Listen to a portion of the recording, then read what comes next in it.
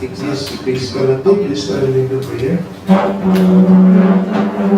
Let us pray in the name of the Father, and the Son, and Holy Spirit. Amen. Heavenly Father, we thank you for the gift of this day. As we begin, we ask for your wisdom, guidance, and blessings upon us. May our minds be clear, our hearts be open, and our actions be guided by integrity and goodwill. Be with us in all that we do today. Amen. In the name of the Father, and the Son, and Holy Spirit. Amen.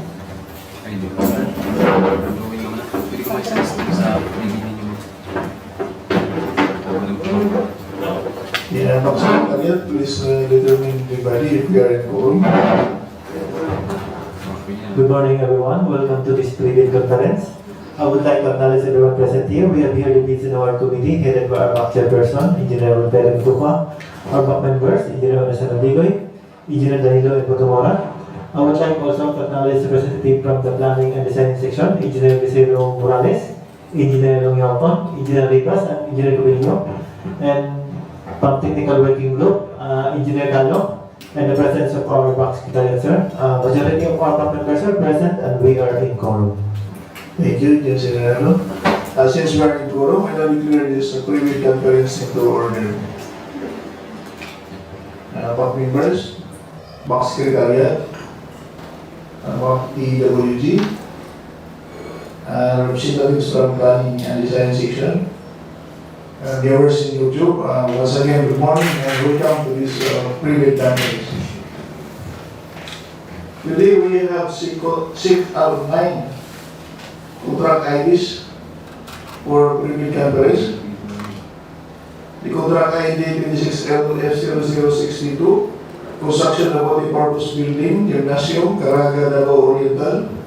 Contract ID 26L-F0063, construction of multi-purpose building, Gymnasium, Manay, Davao Oriental.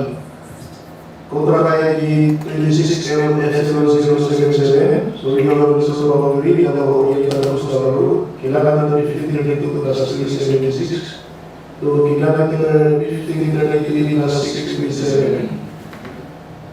Contract ID 26L-F0086, Mati Tararanga Bypass, Lokatata Tagawagi Road, Tararanga Station, Barangay Tingatan, Station Rintin as 033, to Station Rintin as 074, Tararanga Davao Oriental. Contract ID 26L-F0094, National Highway Junction, Linaya Position, Susmani, to Kumarang Station, connecting Manay. Contract ID 26L-F0095, connecting Sitio Mamayahay to Sitio Bukosasay in support of the coffee, cacao, amaka, and coconut industries. Station 4 plus 068 to Station 4 plus 078. Contract ID 26L-F0101, construction of Katiil District Hospital, Katiil, Davao Oriental. Contract ID 26L-F0102, construction of Manay District Hospital, Manay, Davao Oriental.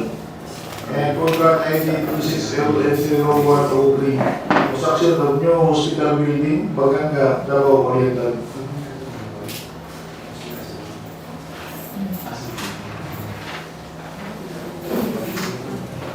The following agenda of this pre-bid address. First agenda, the brief presentation, explanation of the BAC. This include the basic contract data, requirements of billing documents, documents to be submitted by the bidder, the technical component and the financial component of the bid. The criteria and procedure for eligibility check, preliminary examination of bids, detailed evaluation of bids, post-qualification and award. The second is the question, comments from the bidders and replies of the bids and awards committee and other representatives of procuring entity. Then other matters. And last one is summary of proceedings, including the supplemental bid quality information. For the first agenda, the brief presentation, explanation, and the basic contract data that we discussed by Engineer running and design session. Thank you, Mr. Chair. For the basic contract data, first we have contract ID 2611-0062 Gymnasium, Caraga, Davao Oriental, 126.559167 degrees, 7.342222 degrees. Location, Caraga, Davao Oriental. Scope of works, construction of gymnasium, earthworks, plain and reinforced concrete works, finishing works, plumbing and sanitary works, electrical works and mechanical works. Approved budget for the contract, 29,700,000 pesos. Contract duration, 210 calendar days. Next please. Contract ID 26LF0063. Contract name, construction of multipurpose building, gymnasium, Manay, Davao Oriental, 126.551389 degrees to 7.232222 degrees. Location, Manay, Davao Oriental. Scope of works, construction of gymnasium, earthworks, plain and reinforced concrete works, finishing works, plumbing/sanitary works, electrical works and mechanical works. Approved budget for the contract, 29,700,000. Contract duration, 210 calendar days. Next is contract ID 26LF0077. Contract name, Sir Gaudel Boundary, Davao Oriental Coastal Road, kilometer 1532 plus 3762, kilometer 1533 plus 627. Location, Boston, Davao Oriental. Scope of works, road widening 2 into 4 lanes of 1,260 linear meter, PCCP 280 mm thick. Approved budget for the contract, 48,020,000 pesos. Contract duration, 211 calendar days. Next is contract ID 26LF0086. Contract name, Mati Tarragona Bypass, Lokatan, Tagabakid Road, Tarragona Section, Barangay Lokatan, Station 10 plus 033 to Station 10 plus 074, Tarragona, Davao Oriental. Location, Tarragona, Davao Oriental. Scope of works, construction of 40 linear meter bridge with 200 linear meter approaches. Approved budget for the contract, 53,053,770 pesos. Contract duration, 207 calendar days. Next is contract ID 26LF0094. Contract name, NHJ Lingayo to Sitio Sumading of Barangay San Ignacio, connecting Manay Public Terminal to Coconut Processing, Station 2 plus 607 to Station 2 plus 715, Manay, Davao Oriental. Location, Manay, Davao Oriental. Scope of works, construction of 85 meters gabion revetment on a steel sheet pile foundation, construction of 4 meters gabion revetment for closure, embankment of 283.94 cubic meter. Approved budget for the contract, 9,148,300 pesos. Contract duration, 108 calendar days. Contract ID 26LF0095. Contract name, road connecting Sitio Mahayangay to Sitio Buko sa Anay in support of the coffee, cacao, abaca, and coconut industries. Station 4 plus 068 to Station 4 plus 078, Station 6 plus 739 to 6 plus 858, Boston, Davao Oriental. Location, Boston, Davao Oriental. Scope of works, construction of 119 linear meter, 0.28 meters thick, 3.35 meters wide. Construction of 10 linear meter, 0.23 meters thick, 3.05 meters wide. Construction of line canal, 122 linear meter, right side. Installation of one 919 millimeter diameter, 12 linear meter RCPC. Installation of reflectorized thermoplastic markings, 33.75 square meters wide. Installation of reflectorized thermoplastic markings, 3.95 square meters yellow. Approved budget for the contract, 4,709,000 1,880. Contract duration 37 calendar days. Contract ID 26LF0101. Contract name, construction of Katiil District Hospital, Katiil, Davao Oriental. Location, Katiil, Davao Oriental. Scope of works, construction of Katiil Hospital. Approved budget for the contract, 28,324,940. Contract duration, 242 calendar days. Contract ID 26LF0102. Contract name, construction of Manay District Hospital, Manay, Davao Oriental. Location, Manay, Davao Oriental. Scope of works, construction of Manay Hospital. Approved budget for the contract, 28,324,940. Contract duration, 242 calendar days. Contract ID 26LF0103. Contract name, construction of new hospital building, Baganga, Davao Oriental. Location, Baganga, Davao Oriental. Scope of works, construction of Baganga New Hospital. Approved budget for the contract, 28,325,920. Contract duration, 242 calendar days. That's all, Mr. Chair. And thank you, Engineer Ribas and Engineer Romiapon. So the next agenda, the requirements of the bidding documents.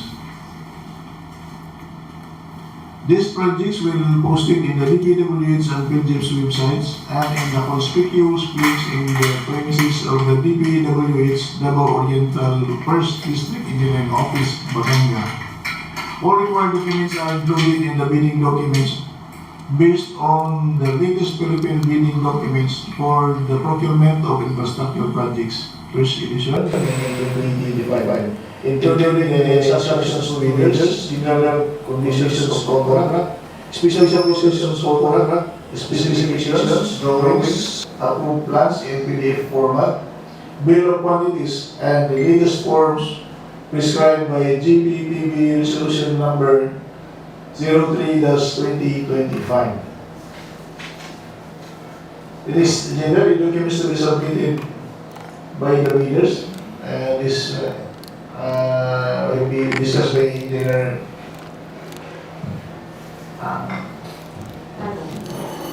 Engineer Kalo.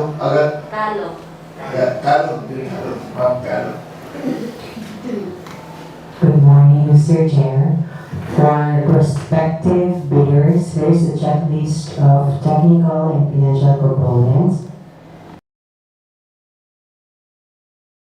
Latest Philippine bidding documents for the procurement of infrastructure projects, first edition, May 2025, Section 2, Instruction to bidders, C. Preparation of bids, 12 documents comprising the bid, technical and financial components. The first bid envelope shall contain the following technical documents, including the eligibility documents. First, project certificate of registration, platinum membership, all pages in accordance with Section 20 of the RRR. 2. If enrolled in CWA, documents must be updated. If not enrolled in CWA, following documents not covered by project certificate. A. Become license and registration in case of joint venture. B. Statement of the bidder's SLCC in accordance with ITB Clause 5.5. The SLCC shall be supported by an owner's certificate of final acceptance issued by the project owner other than the contractor, or a final rating of at least satisfactory in the constructor's performance evaluation system, or a similar performance and monitoring system. In case of contracts with the private sector, an equivalent document shall be submitted. D. Joint venture agreement, if applicable.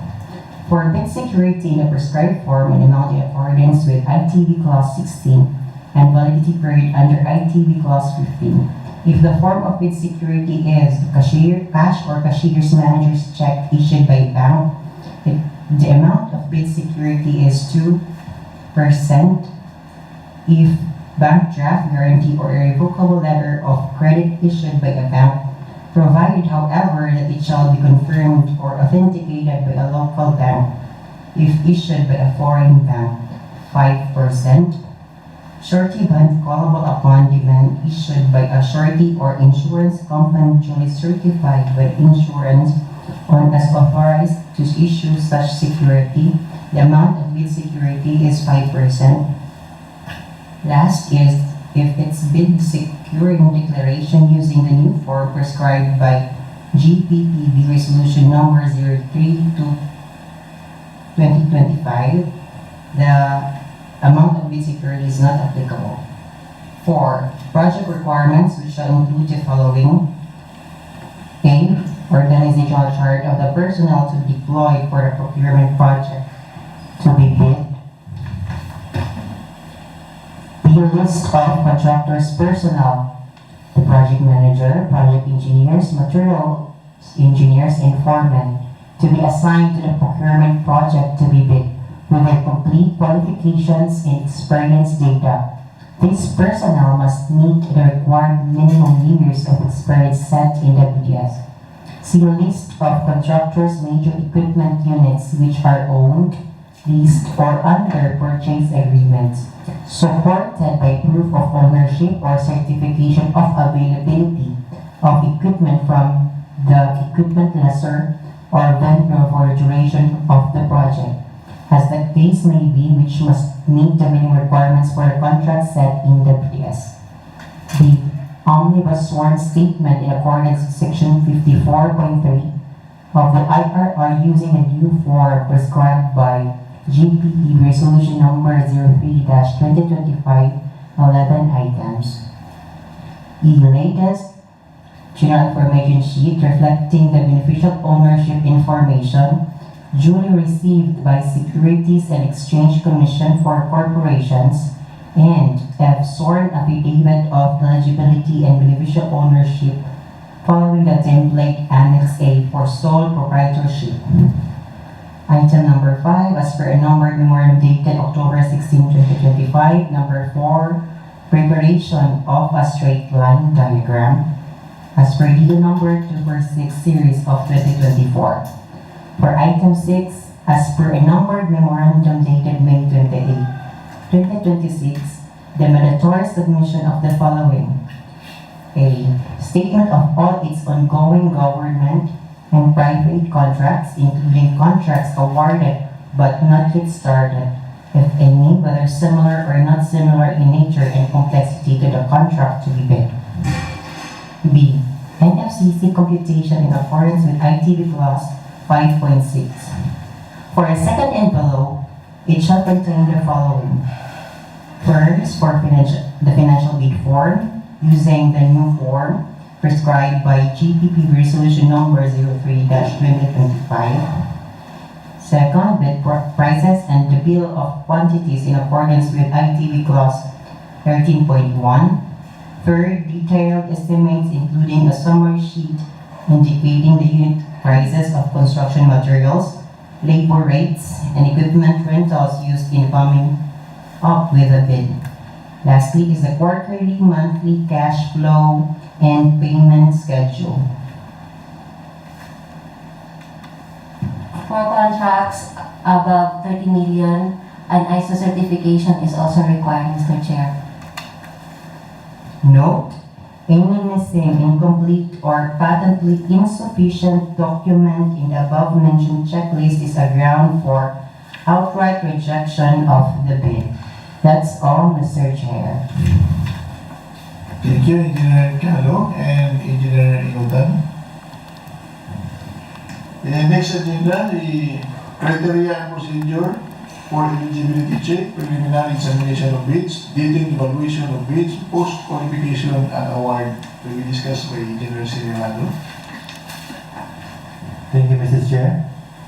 The BAC will always follow the criteria and procedure for preliminary evaluation of bids, detailed evaluation of bids, post-qualification and award, pursuant to IRR of RA 12009 with non-decisionary pass-fail criteria. The technical working group will conduct evaluation and post-qualification of bids immediately right after the opening of bids. All bids will be evaluated and will be ranked accordingly. Notice of award will be issued to the lowest calculated responsive bidder and will be posted in the DPWH and PhilGIP's website. That's all, Mr. Chair. Thank you, Engineer Serenado. Next agenda, the question, comments from the bidders and replies of BAC and other representatives of procuring entity. Any question or comments from the bidders?